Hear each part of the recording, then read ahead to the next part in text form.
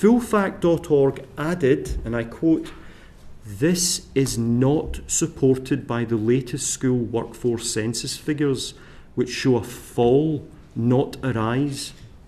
Can you tell this committee which Nolan principle underpinned your answer? Well, what I was putting before...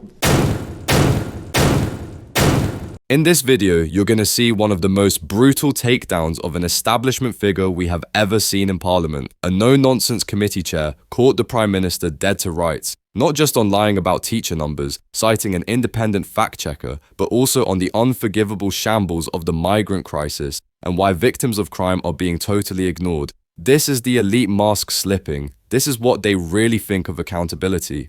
If you want to see more videos like this, hit the like and subscribe button and don't forget to ring the notification bell so you don't miss a thing. Now let's watch this together and then I'll share my thoughts at the end.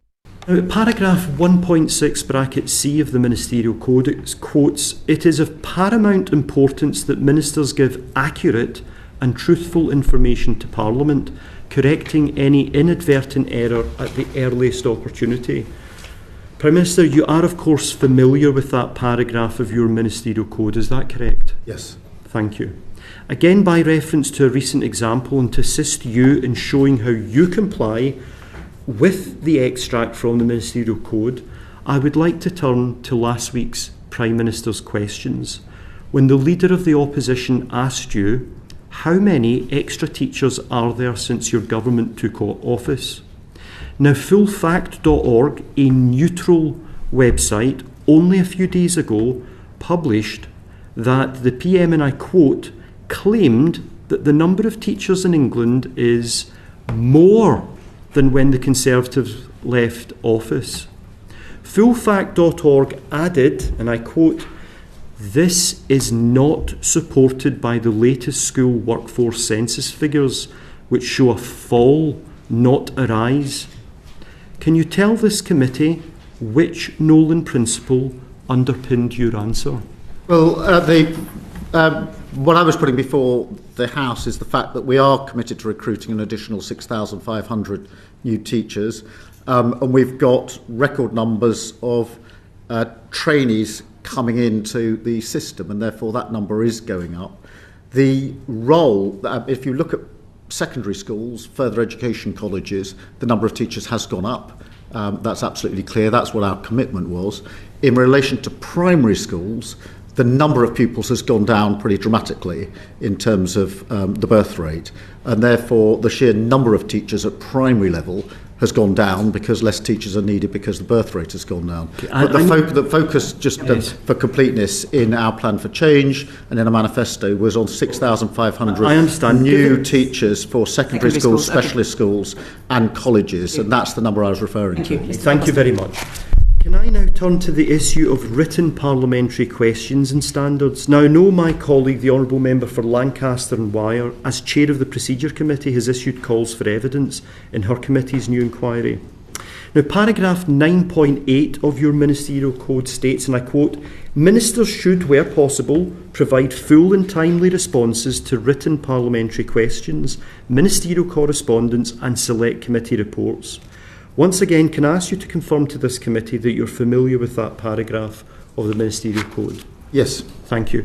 Can you explain why your government is failing to provide timely responses to WBQs as obligated under the standards outlined by your own Ministerial Code?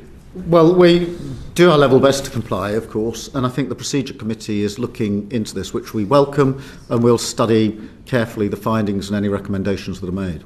Thank you. Paragraph 1.6d of the Ministerial Code states, "Ministers," and I quote, "should be as open as possible with Parliament and the public, refusing to provide information only when disclosure would not be in the public interest." Are you satisfied that this is in compliance with the high standards you've set your government, the responses that are currently being made? Yes, but obviously if the Procedure Committee in due course sets out its findings and any recommendations, I'd want to study them to see whether we can improve in any way. Smith, thank you. The Home Secretary was on the media round yesterday talking about things that will be in the strategy. I expected we'd have a statement today on it. I'm very surprised we've not got it, if she can do the media round on it. Yeah, I mean, we're very close. I think we're just finishing off the final bits in the strategy. But I do want to get it out as quickly as possible. I think, Prime Minister, I mean, in response to Mr De Costa, you were saying how you thought his statements to the House were important, and here's an example of one where there was a lot being discussed by ministers in the media to the public, but not to Parliament. Yeah, which is it? Well, the strategy is not. I mean, we'll do the strategy in due course, but I mean, it's one. The government said it would come out before the summer. It then was going to be in September. We've been told time and again it was going to come very soon, and we're still waiting for it. And it's having real world consequences. 3 rape crisis centres, I know, have closed because services cannot be commissioned because the local authorities, etc., do not know what money they're going to have because they don't have the strategy. No, I want the strategy out as quickly as possible. There are measures we put in place already. The use of specialist in 999 control rooms has been widely welcomed. The National Policing Centre for Violence Against Women and Girls has been established, the domestic abuse protection orders. So there's a number of measures we've already taken. But I mean, I'm not pushing back on it. I want the strategy out as quickly as possible. We just need to finalise it and get it out. We all do. £53 million has been committed to perpetrator programmes for highest risk perpetrators. There hasn't been a similar amount of money for victims' services, and there's a real disquiet in the sector that actually the victims are being forgotten. What would you say? Certainly the victims not being forgotten. They're at the centre of the strategy on violence against women and girls. There's no money for them that's been committed so far. Well, I'll look at the money commitments again and make sure that we've got that right. But this is a commitment of the government in relation to violence against women and girls. It's a personal commitment of mine. I've been working on this since I became... I want to finish on asylum accommodation. The government said that they were looking to open large sites in Crowborough and Inverness by the end of November. They've not opened yet. When will they open? As soon as we're satisfied that they're ready, but we have got military sites under consideration. Obviously, we need to make sure that they're suitable and that all the necessary checks have been carried out. But we do want, I mean, asylum hotels were at their height measured, I think it was 400 or so. They're down to about 200 now. I'm absolutely determined that we will close them by the end of this Parliament. Sooner if it's possible, and that's why military sites are under consideration.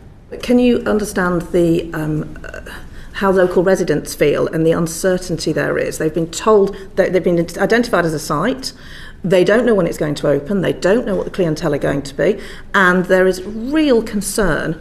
And you know the MPs that represent those areas have made representations to me as chair of the Select Committee.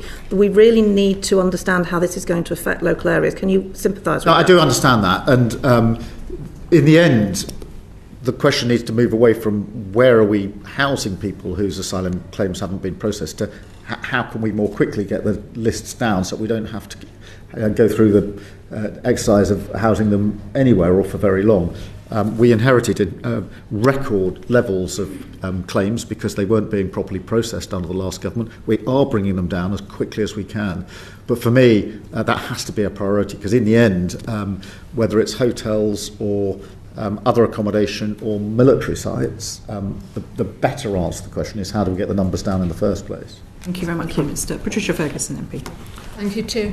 Prime Minister, earlier this year, the UK's first sanctioned drug consumption facility opened in Glasgow. It's called the Thistle, and it exists because of a statement of prosecution policy given to it by the Lord Advocate. In the Scottish Affairs Committee's report, we urged the Government to take an evidence-based approach to the facility's future. In its response, the Home Office has reiterated that it will not amend the law to put the facility on a sound legal footing. Given the scale of Scotland's drug crisis, with the highest death rates in Europe from drug overdoses and drug abuse, can you commit to reconsidering the position if the evaluation from the pilot shows that the facility has been effective in reducing drug deaths and drug harms? Yep. First, let me pick up on your absolutely valid point that there are just... There you have it. A masterclass in evasion and a damning indictment of the state of accountability at the heart of our government. Why did he stammer and deflect? Because he was caught in the act. The first clip exposed a Prime Minister directly contradicted by FullFact.org after trying to mislead Parliament on teacher numbers. He then tried to hide behind secondary schools and birth rates, a pathetic deflection designed to confuse. This isn't just a political mistake. This is an elite showing contempt for the intelligence of the public. Who benefits? The establishment benefits when standards are so low that basic factual lies are met with a shrug. The delay in the violence against women and girls strategy mentioned in the second clip isn't just incompetence, it's a systemic failure. When a Home Secretary briefs the media before Parliament, it shows the elite prioritise PR over genuine accountability to the people's representatives. Meanwhile, crucial services like rape crisis centres are closing down. This is the real-world cost of political games. Finally, the asylum crisis. The third clip was the most infuriating. Asked directly why promised sites aren't open, the PM blamed the past government and spoke in generalities about getting the numbers down. Local communities are left in the dark, paying the price for the elite's open border ideology and their utter inability to manage a crisis they created.